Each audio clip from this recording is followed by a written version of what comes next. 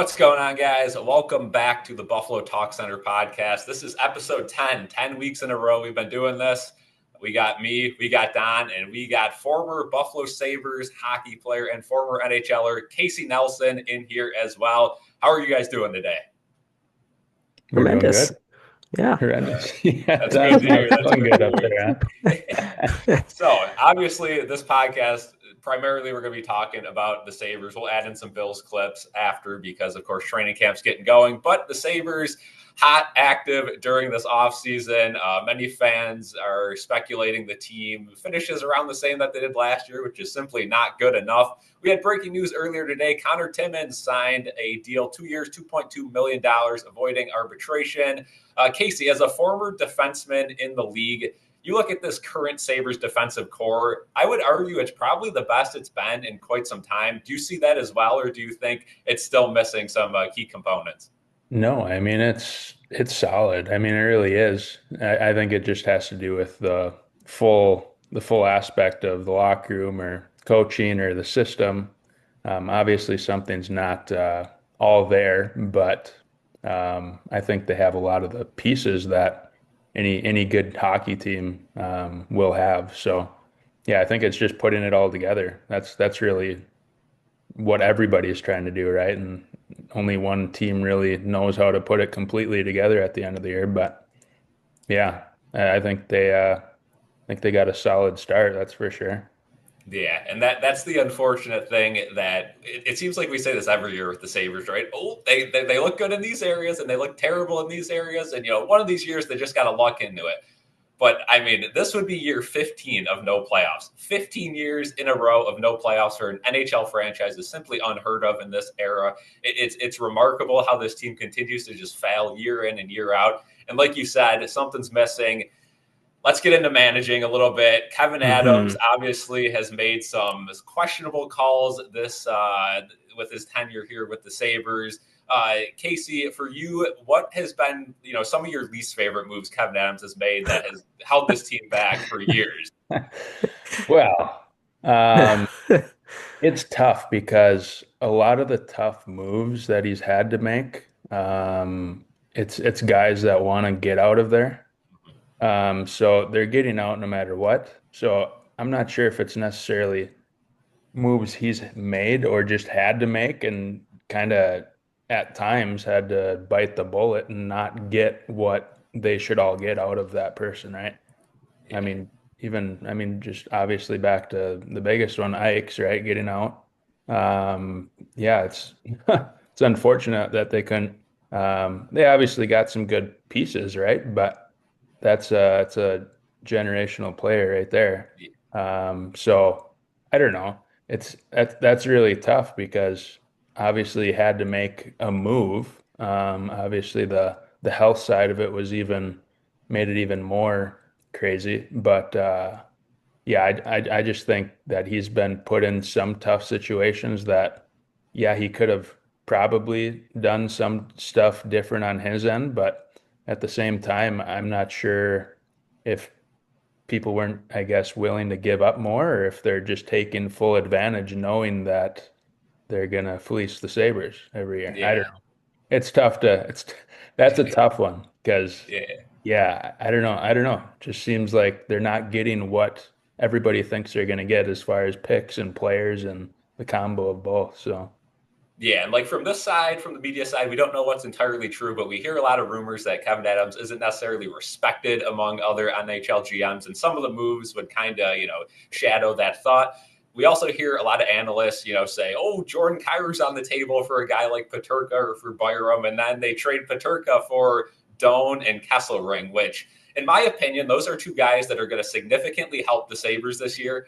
But for a guy like JJ Peterka, it seems like they really rushed that deal and didn't get enough back. What do you guys think about the Peterka deal? I know, I still don't love it, but I'm starting to warm up to Kesselring and Doan. You look at the advanced analytics, you look at some of the, behind the scenes stuff. It's solid, but simply not enough in my opinion.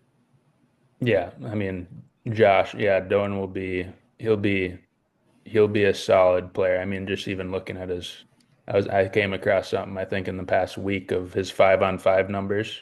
I mean, he's some of the top in the league. So and usually don't see that with young players. So he's definitely going to be a lot like his dad, as far as that goes. Very smart player, obviously. Of course, he could um, have better, you know what I mean? Everybody can have better skating, better skills, stuff like that. But like, it's crazy what he can do with what he has. And yeah, he's going to be a solid guy for a long, long time, longevity wise, especially. So I don't know much about Kesterling at all. Yeah, I mean, it's good to see that they're getting a little tougher with this team as well, because that's one of the I know Don, you always like to say too, like this team hasn't really had the toughness that we would have liked to see the last couple of years, and that's kind of where they get taken advantage of in front of the net, defensively, for sure in front of the net. They've given up a lot of goals, and scoring hasn't even been a big issue the last 2 to 3 years. This year it might be. Don, what do you think about the forward uh, groups this year? And like, obviously, they're missing at least one big name, potentially two. Well, yes, like you mentioned already, they are missing JJ Peterka and his 27 goals, but I think we've seen a lot of individual talent, and a couple years ago when Casey and I talked, we talked about, there are individuals on this team, but they haven't come together to form that solid pact. And we definitely saw that last year. Sure, the forward core may have been a lot filthier, they're crazy in front of the net, they can make all these fancy plays, but how do they play in their own zone? How's their chemistry with their teammates as well? And I think the Sabres definitely are going for a different vision. They're sacrificing JJ's goals instead for, like Casey just mentioned, his Josh Doan's 5-on-5 numbers are great. Kesselring, he is a solid young guy who he can be a demon in front of the net, something that Owen Power hasn't necessarily been so far in his career. But the Sabres are looking for a more well-rounded forward core, and I think in one view you kind of have that. Definitely a more defensively responsible team than maybe you had on paper last year. Of course, you lose those goals, so we'll see how everything shakes out. But if the vision is we want more defense, we want to keep the puck out of our net, I think Kevin Adams kind of got there, kind of. Yeah, and again, it's two very differing opinions online, right? We look at the people who say this is a more complete team. What do you want him to do? Nobody wants to be here, and maybe he's not allowed to spend all the money. You have the other end of it where it's just some trades that really haven't looked good in the past, and the lack of trade deadline moves and free agent acquisitions. Again, you get a guy like Taylor Hall for a one-off year, it doesn't work. Other than that, there hasn't been too many big-time moves. Casey, I want to go to you again.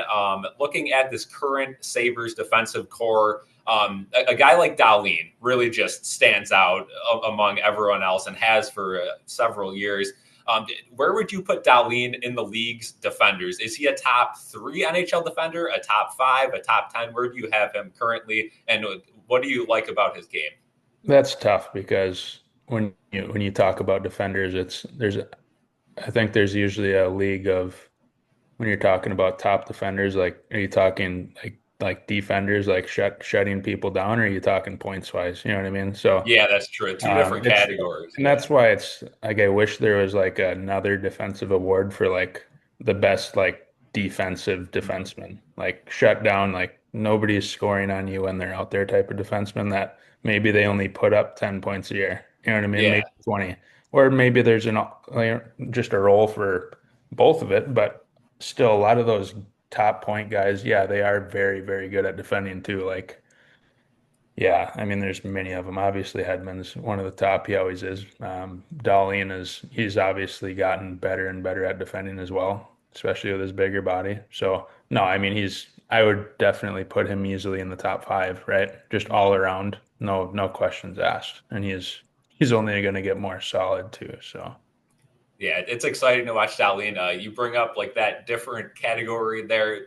Box lacrosse is huge in Buffalo. Obviously, the Buffalo Bandits. We talked to Paul Dawson on here, and he's one of those defensive defensemen, right? Just gritty, doesn't get the spotlight, but does the job, and that is something that is very underappreciated in the NHL, especially in this day and age where it's all about flashy plays and scoring. And Trevor for sure. Zegras is known for 3 plays in his career, and he gets traded, and people think it's an absolute fleece because they think he's Connor McDavid 2.0 from a couple of plays. We look at this team, and again, there isn't much to get excited about this year. It's just based on hope. let's take a look back at the Cousins for Norris trade. That's one that I know a lot of people were fired up about. Jacob Bernard-Docker, a guy that the Sabres didn't even try to keep around this offseason. So the trade looks even worse in that regard. And Norris is also a guy who is injury prone. What do you guys think about that move? And do you think it will pay off for the Sabres? Obviously, losing Cousins is a tough blow to the physicality of this team. Yeah, I mean, Norris, I don't know much about his health. I know that he was hurt, but I don't know his history as far as how long he's been out or whatever. But I even remember playing against him, especially in the farm team in the A. I played against him a bunch, and he's a solid player. Like, he's a solid two-way player too. I'm not sure if he was playing necessarily the best two-way hockey in the NHL. I have no idea, but I mean, if he's healthy, I don't see that being a bad trade.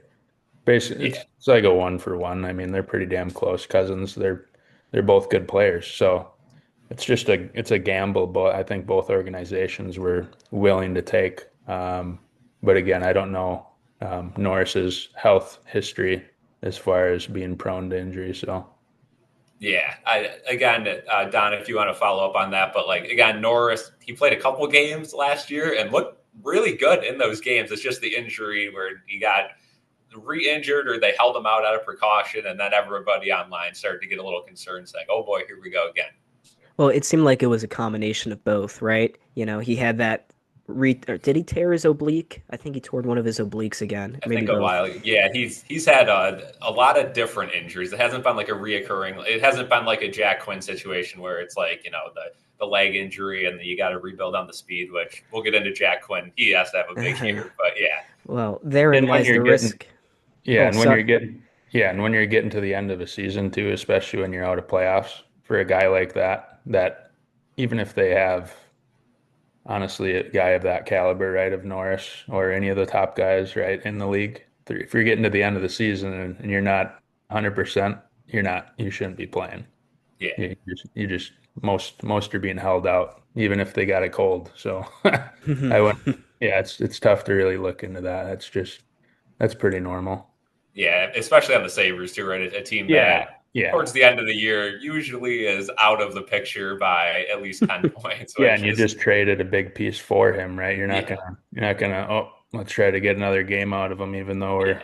however many games out of playoffs. Yeah, it's already game over, season over. So yeah, probably trying to keep him more help. It's only going to help him, obviously, keeping him out for those last Yeah. number of games. So Now, a lot of the moves that Kevin Adams has made this offseason have directly kind of mirrored the vision of Lindy Ruff, I think. And, again, getting more toughness, getting, bigger bodies in here, getting more of a defensive core, less, flashy players on offense, but more so guys who can get the job done around the net. I'll start with you, Casey. Lindy Ruff, do you have an opinion on him, his coaching style? Some people say it's a little bit dated, but maybe it's what this team needs. Again, I didn't like what they did last year, where they didn't change the team at all. And they had a team that was very flashy, very offensively gifted under Don Granato. They switch it up to a guy like Lindy Ruff and don't change the team at all for him, besides getting some fourth line guys. This year, they seem to have done that. Do you think that helps the team out? And what do you think of Lindy Ruff? I don't even remember, like, is the system any different than Granado? Like, Okay, so are they more possession or are they more give the puck away, try to go back and get it again in the zone?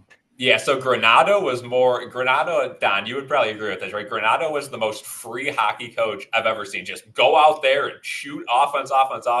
There, a couple years ago, we missed the playoffs by 1 point, and every game it seemed was 6-5, 7-4. Like, it was just nonstop offense. You bring in a guy like Lindy Ruff, and his system is very old school around the net. It's Yeah, very Don, dump and chase, yeah, extremely dump and is that chase, heavy okay? forechecking, lots of pressure. You pinch very high, but it's definitely old, Yeah, grinded out kind of hockey. yeah, and I think that works. Obviously, that's more playoff hockey, which is great, right? But again, I think obviously the possession is the name of the game. I mean, when you're talking the top teams, obviously they know. And here's the thing is like, I wish it would, and some teams I think do this, but there's certain lines obviously that play certain ways, right? like maybe your bottom two lines, they're definitely more dump and chase, right? Grind them down, especially those top two lines. But when you get to your own top two lines, like I think there's no question that you should be playing a possession game, almost like a hybrid, you know what I mean? System, basically system depending on who your line is and who's out there type of thing. Like I think Yeah, that that's what some teams are going to. I don't know if it's necessarily out there, especially, but I think that would be a no-brainer. Is if depending on who's out there and your line mates, I think they should almost have a hybrid of, well, this is how we're going to play when these three guys are out there versus your bottom six. You know what I mean? yeah, and these playoff teams, they have like their top two lines really don't change right throughout the season, and they get in those grooves. The issue with the Sabres is it seems they hit that infamous losing streak that happens every season for the last 6-7 years with the Sabres. It's 10 games, 8 games, 5 games, 18 games. It's just ridiculous. And you get to that, and all of a sudden, every night is, oh, this guy's going to the top line. Peyton Krebs, prime example. He'll play on the fourth line, then he'll bounce up to the first line, then he'll bounce down to the fourth line, and the explanation is, oh, we want to get him, more gritty. That's the style which again, you mentioned the Eichel trade. Krebs ended up during that trade. They thought Peyton Krebs was like the meat and potatoes of that trade, right? Upcoming prospect, great mind, great passing, can finish. Alex Tuch has turned into the real, superstar of that trade, an absolute, heart and soul of the team type of guy. But Yeah, who's the Krebs, psycho guy? yeah, but Krebs has really disappointed in the way that we thought he was going to play. We didn't expect him to kind of get thrown down to a fourth line and get turned into a fighter, because that's really what he's turned into, which is insane. That he's the guy that fights. He's again one of the smallest guys on the ice, but you just like to see some more consistency with the lines, and I think that will come this season with Lindy and the changes that they've made. Let's switch subjects a little bit now to goaltending. Obviously, Casey, have you kept up with UPL's journey in the NHL, Devin Levi, a little bit? Not really. A little Okay. bit. Not much last year. I didn't watch. Yeah, I just haven't watched much hockey Yeah. since I've been done, to be honest, other than playoffs here and there. Yeah. But So yeah, UPL's looked pretty solid, but again, just hasn't had those consistent grooves. And Levi looks great in the AHL, but every time you bring him up, there is those nerves. And Casey, as a guy who has gone from the AHL level to the NHL level, what are the nerves like for you? Like when you play a game for the Amherst and then go up the next day or go up the next month and play games for the Sabres. Is the pregame process different? Like, are you feeling a lot more nervous for those NHL games, or is it just hockey? um, for me, I don't know. Maybe like the first couple years, maybe when you're going up and down, probably Mhm. definitely more nervous, especially when I mean we're bottom of the league every year, Yeah, honestly, when I was in the organization. So there's always tensions are always high. Um, a lot of, you know what I mean, like miserable type atmosphere, a lot of the time. Not necessarily like it wasn't like a toxic work environment per se all the time. But obviously when you're losing a lot, right, nobody's happy. yeah, Nobody wants to be I mean, we love what we do, obviously, but nobody likes losing. So, yeah, sometimes the nerves just because, yeah, nobody wants to let anybody down, but at the same time, it's tough. It's tough to come up to that spot when in Rochester we were doing pretty decent, right?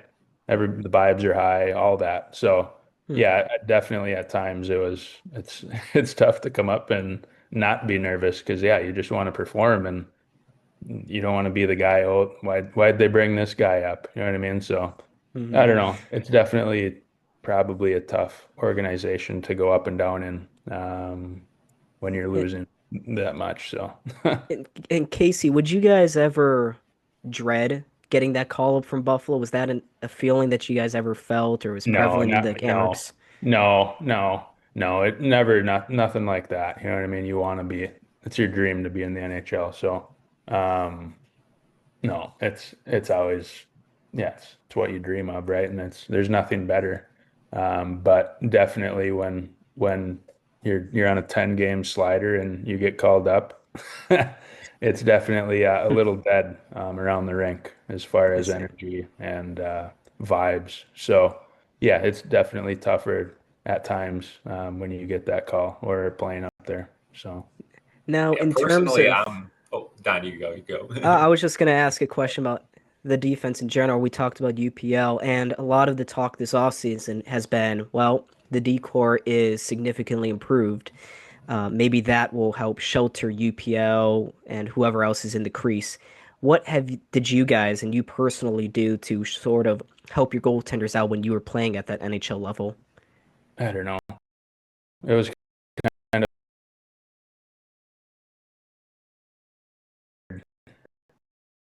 of for me time. So we box people. I don't know if they still do this, but when I was in the organization, we would waste all of our energy forwards out so the puck can get to the net. Everywhere else that I played, we would front the guy and block shot before he even got there. Would you So say if there's there's a shot definitely. coming, yeah, if there's a shot coming from the point, right, and I can get in front of it, obviously, yeah, maybe 5 in 100, right, get past me, and maybe they get on net, maybe they don't. But we're wasting all of our energy just trying to box out a forward that more than likely is, I mean, you're wasting all your energy, right? So Sounds like Sabres hockey. that's one thing that it didn't make any sense to me. Like, why would I try and box this guy out, which more than like I don't know. I'm not a big guy, right? So it's I'm Yeah. not boxing out a third, fourth line guy. I'm just not. It's yes, I'm gonna try and I'm gonna be dog tired by the time I even get out of my zone every time. So that's what I mean. It's little stuff like that where it doesn't help us at all. You know what I mean? We're gonna Mhm. change when we get out of the zone every time because we're already tired. We're not gonna go join the rush and try to make offense and so, yeah, that was one little thing that I don't think that helps the goalies at all. Yeah, I can't confirm, but I'm pretty sure they've switched that because Lindy Ruff is huge on block shots and huge Okay. on defensive attacks. So, Don, would you agree with that? Do you think they've switched that up? It looks like these last couple of years they really seem to have switched up their defensive zone Okay. strategy.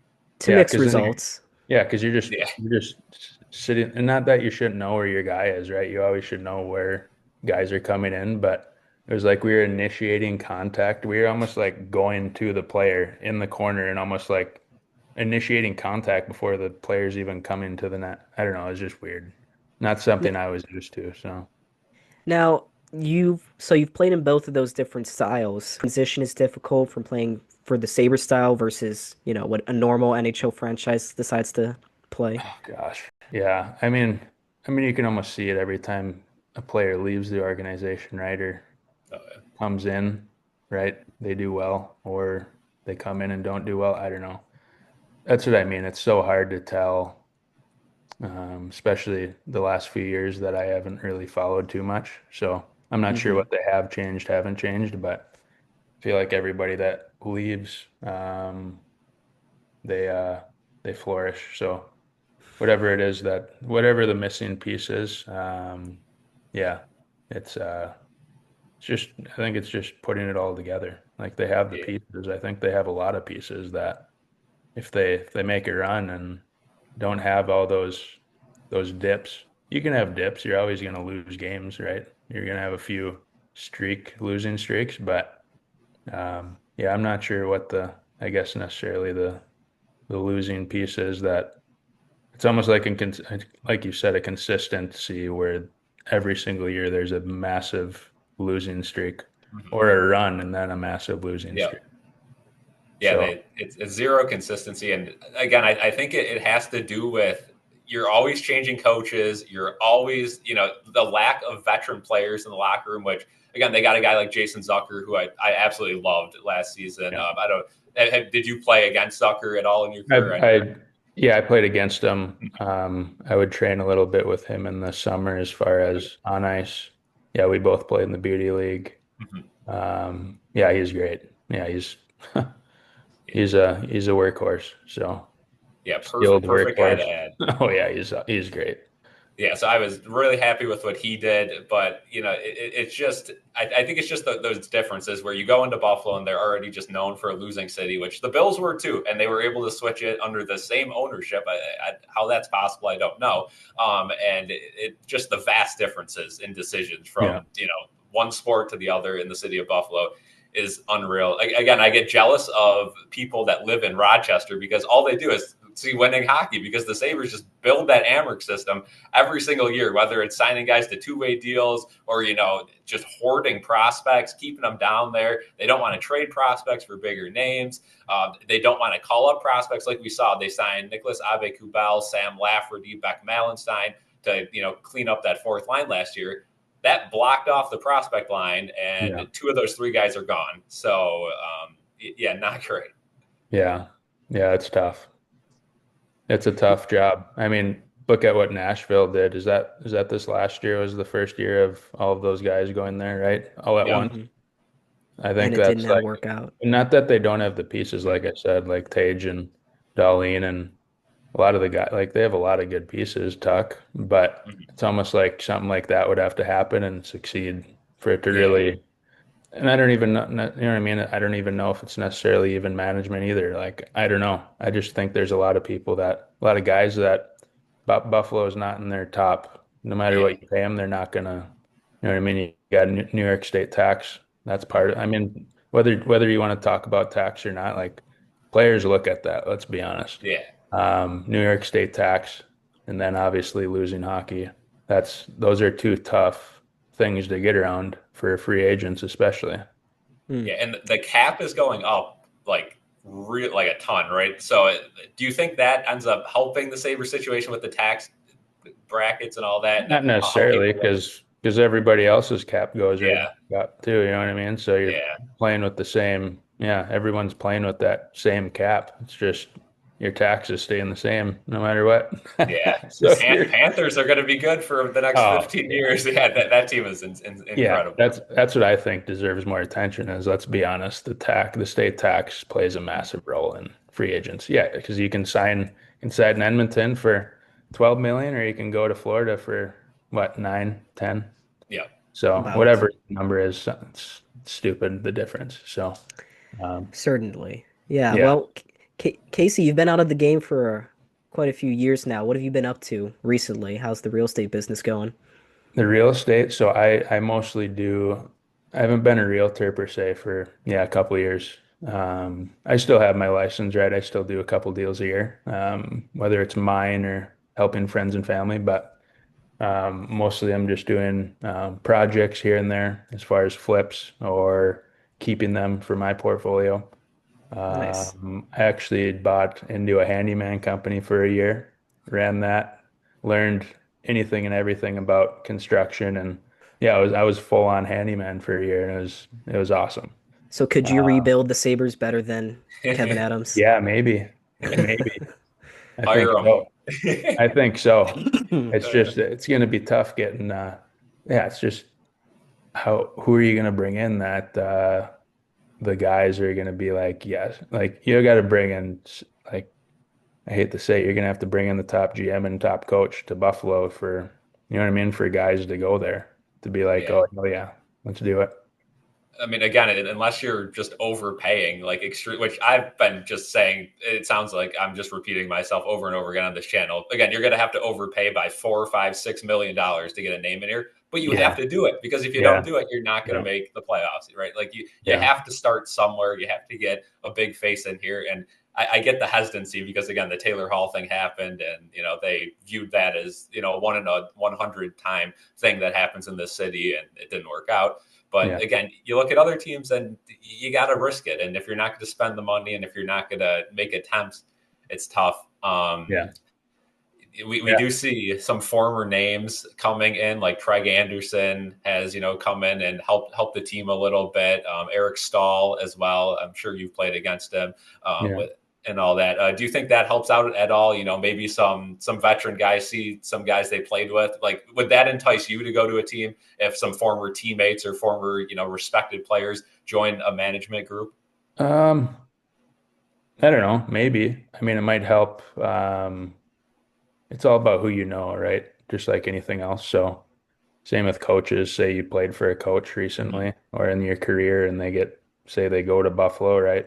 Well, if you have a good relationship with them, then yeah, they're probably going to want you. You're one of their players that maybe the coach liked or whatever. Yeah. So yeah, it's definitely possible, but I think it's massive for the players that are already in Buffalo to have a guy like Eric Stahl Yeah. on management there. So yeah, I mean, it's only going to help whoever's already in Buffalo or who will be in Buffalo because yeah, it's not going to be a negative having a guy like that around. So yeah. I don't know if you were aware of this, but Kevin Adams actually just absolutely carried Eric Stahl and that Carolina Hurricanes team to the Stanley Cup. So that's one of the reasons. I think it was kind of like a deal, like okay, like that Eric, like you were decent on the team, so we'll bring you in here, but like I'm the boss because I was the big player back in the day. He always talks about getting guys with playoff experience, how important it is. Yet he hasn't really done that, and he claims he does. The last thing I want to say before I'll let Don finish up with some questions is Kevin Adams made a statement in his presser. He said, in quotes, "I honestly feel bad for the fans." This was this year. This is not the first year of his tenure, the second year of his tenure. How do you even say that with a straight face and feel bad for the fans? This franchise is just, I mean, I hate to say it, but in all of the big four sports, it's probably the most shit on. And I get the NHL is one of those leagues it's not the NFL, right? So like some people don't even know the Sabres exist who are sports fans. But people who follow the NHL at all just constantly just hound on the Sabres and feel bad for the Sabres. Again, I'm lucky enough where the Bills drought, it affected half my life, but the first half of it, I wasn't really, able to understand what was going on. The Sabres, it's been all of my life, right? I cannot remember a playoff game. I semi-remember the playoff intro. That's it. And the rest of my life has just been garbage after garbage. Again, I remember watching Thomas Vanek be my hero back in the day, scoring goals. And, now we have a team where it's just, again, I'm streaming every game this year on YouTube. I'm live streaming, reacting to every game. And I am not only dreading it, but I am prepared for the worst. I have the paper bag over here that I wear for streams. I got to make a new one and put, 14 or 15 years on it, but it's just bad. So I don't even know where I was going with that, but oh yeah. Kevin Adams. He got caught up in his emotions there. Yeah. It all came back. That's all. Yeah. Absolute war flashbacks. But yeah, Casey, if your GM says that, like, as a player, are you like laughing behind the scenes? Do you think some of the Sabres players, especially Sabres players in the past, have, kind of had conversations that, man, this organization is an absolute joke. They don't know what they're doing. Or is it kind of just, I'm going to stick to my game and hopefully I get out of here? Yeah, I don't know.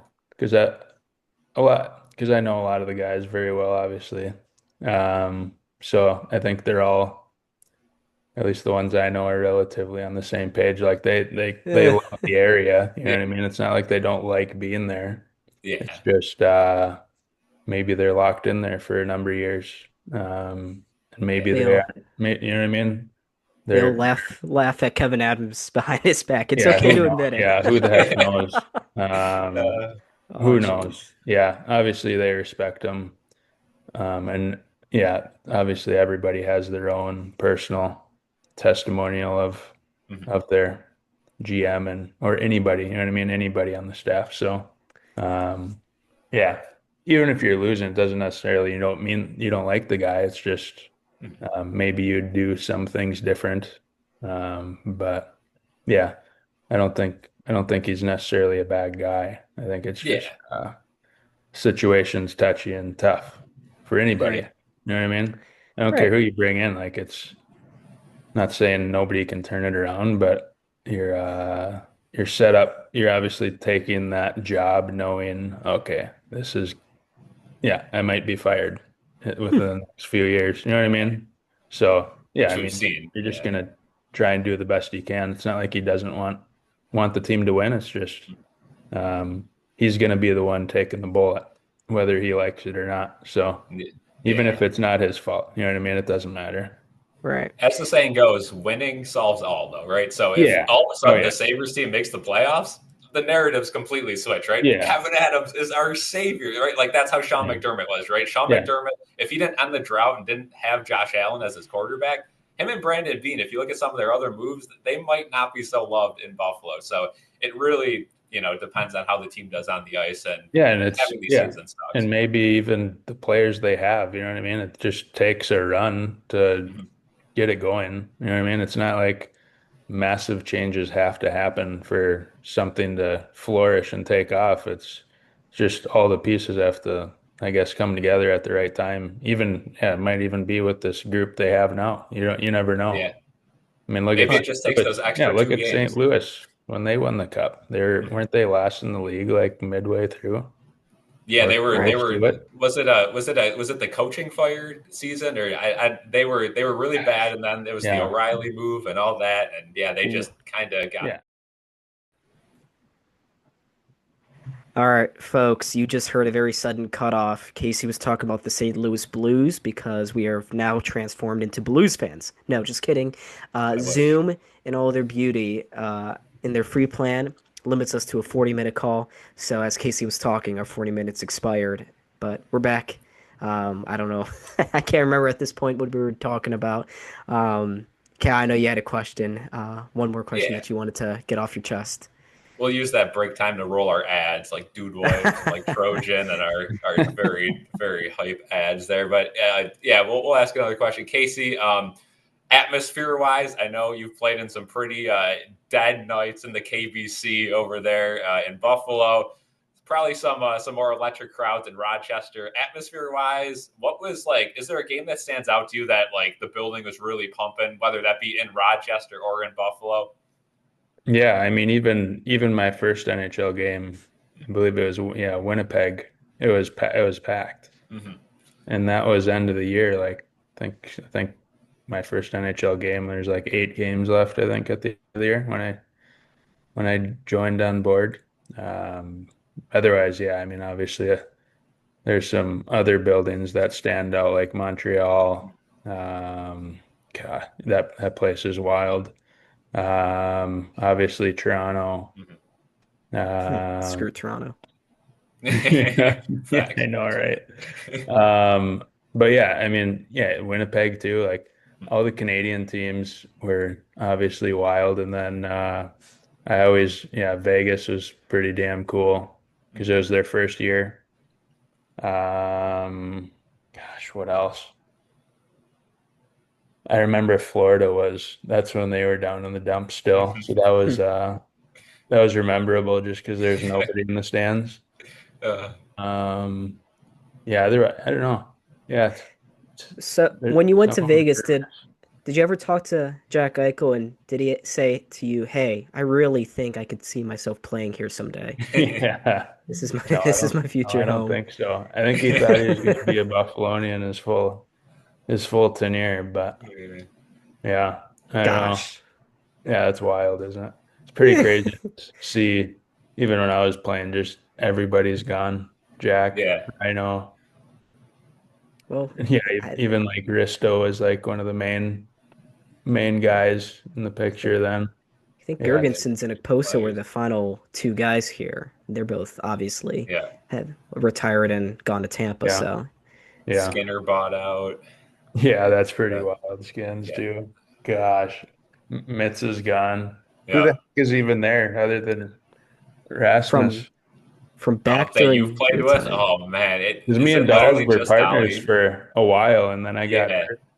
It was my first year that I was like a full-time NHL guy, and we're solid together. I love playing with him just because we're both pretty headsy players. Obviously, he's the guy with a longer leash, and I was more of the stay-at-home defenseman type. But then I got the worst injury ever. It was when I tore my rib cartilage. The worst. I'd rather, they say you'd rather break them 10 times over than it was so bad. But just can't lay down on it. But I think we're on I think that was when we were on like a 10 or 14 game win streak. And obviously it wasn't because of me, but it was funny timing because right when I got hurt, we went on like a 10-game skid or something ridiculous. Well, And we maybe. all know I wasn't the one scoring the goals or anything, but I wasn't Well, On the holding floor. those wins together. do you, I say that I do to my kids now. Yeah. I say, listen, Bridget, like I was the glue to that team, and I Yeah. went down. No, Franchise has been dead since you've left. I think we all know that. I know when you first got called up, they had a video in the intermissions. It was like a beyond red and blue, like the Amherst style. And I just remember they had like the camo logo, and you were like hyping that up or something. That's like a core memory for me of that season. It's like something like that. But yeah, I mean, yeah, it was you've had some crazy pretty because dope. I actually looked back on my my Instagram this morning because I was curious how long ago my first NHL game was, and it was almost 9.5 years ago already. wow. Wow, Insane. that's an eternity. But yeah, now you can tell your kids when Jeff Skinner goes in on Martin Yeah, Jones against the Sharks, be like, hey, there I am, right back there. Yeah. yeah, We're on the yeah. One of the bench. best plays of the decade for Sabres Oh, fans, too. Extending that win streak, that overtime goal. Oof. Yeah. Absolute. chills. Yeah. Absolute I chills. remember watching that. I was jumping up and down, just celebrating like this is the year, this is the year. And yeah, it was not the year. Not the Yeah. year. Do you think Terry Pagula, when he walked into the locker room this past season and said this solution is here in this locker room, do you think he hallucinated back to your days, back during that Yeah, season when you guys yeah, had the 10 game? yeah. I mean, they should have paid me 10 a year. You know what I mean? But no, We got a absolutely. guy. We got a guy at GM right now that probably would if you want to come Yeah, back. yeah, We just talked about taxes. yeah. They're gonna have to double my salary now. No, no, it was no, it was fun, obviously, but yeah, Did you it was did you ever have the fortunate chance of meeting Terry Pagula at any point? Did he ever come yeah, down to the locker room? oh yeah, yeah. I don't even think it was in the locker room. I'm sure at some point I met him in the locker room, but um, otherwise, like out on the road, they'd come on the road some. They'd take us out for dinners and stuff too. They'd be there here and there. Fostering But that good culture. yeah, I mean they give us no excuses as far as they give the players and everybody everything. Like even in Rochester, we're taken care of beyond really any other AHL team as far as food and everything else. Hmm. So no, they were unbelievable, and I'm sure they still are. It's just it's tough to be the owner of a Yeah. losing franchise. You know what I mean? Yeah, So well, I mean, he's not only the owner, he's the president of hockey ops now, so Yeah, he's got two apparently. titles. Yeah. is it? Yeah. See, I don't even know. So Don, yeah. you want to tell the story of that one? Yeah, we got some Oh, news that came out like a week ago. Oh, yeah, really? yeah, Casey. So, do you remember Brendan Shanahan? He was the president of hockey ops up in Toronto. He just got Yeah. let go. Yeah, so apparently he or someone, one of his reps, sent a call down to Buffalo here to Pagula and said, "Hey, I know you don't have a president right now. I'm free. I can do the job." And Terry rebuffed him and said, "Nah, we're good. I'm the president of hockey ops. This team is running fine. We're doing Clearly okay. not the We don't case. we don't need your help." How does that make you feel? Oh, is that true? Apparently, Apparently, according to Andrew it's Peters, and Craig which LeVay. So yeah, who knows? you Take it never with a know. grain of salt. So maybe. Yeah, Yeah. I don't know. I don't Uh, know. It's a hmm. tough situation all around. So Oh, oh yeah, I for think the sure. biggest issue is he doesn't face the media at all on either side of the Bills or the Sabres. So when like a lot of like the good stuff behind the scenes doesn't get brought to life at all, and it's just masked by just a yeah. plethora of losses, and he doesn't Yeah. talk to the media. So again, when he's been the one consistent throughout this entire drought, there's definitely going to be some Yeah. bullets thrown his way. And that's media too. If you're losing, that's all Oh they're gonna obviously talk about. Just like anything, any media. The bad stuff is what gets the views, right? Gets the yeah, people oh, We going. would know oh, we well. know. You look at our most viewed, it's all Bills reaction loss, Bills loss reaction, Bills fans reacting, Yeah. Chiefs loss. It's speaking of media though, the Sabres have some characters in the media room. Have you ever had any interactions with them? Yeah. Uh, That's funny. Yeah, anyway, that's how it is, unfortunately. yeah, Yeah. got some Yeah. characters for sure.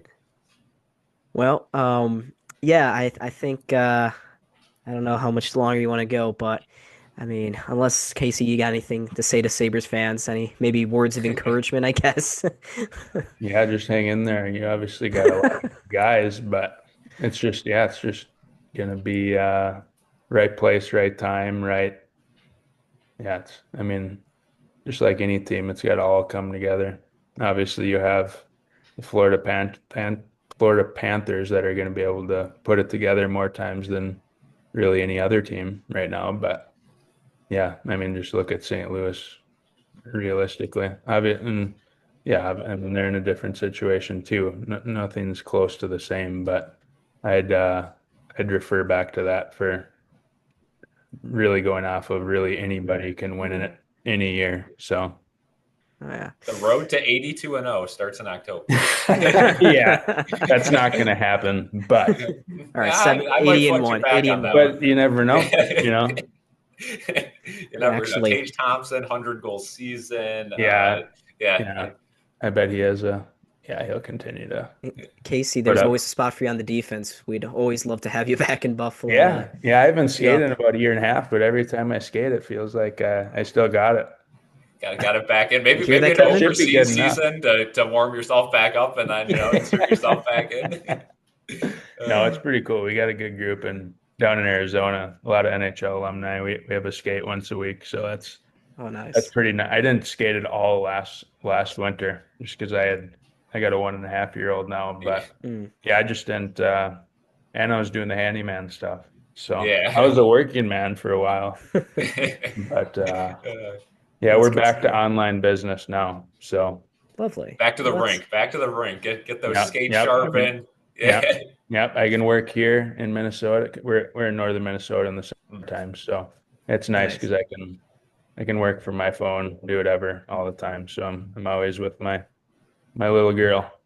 There you go. I mean, good. That's I'm good. sure we'll have you on sometime in the middle of the season to debrief, see what's going on Yeah, with the Sabres team. I'm sure they'll yeah. be halfway there, probably 41-0 by the time we talk, but you never know. Yeah, Don, if you want to wrap it up, and then we will call it a day for podcast number 10. Big Yeah, celebration.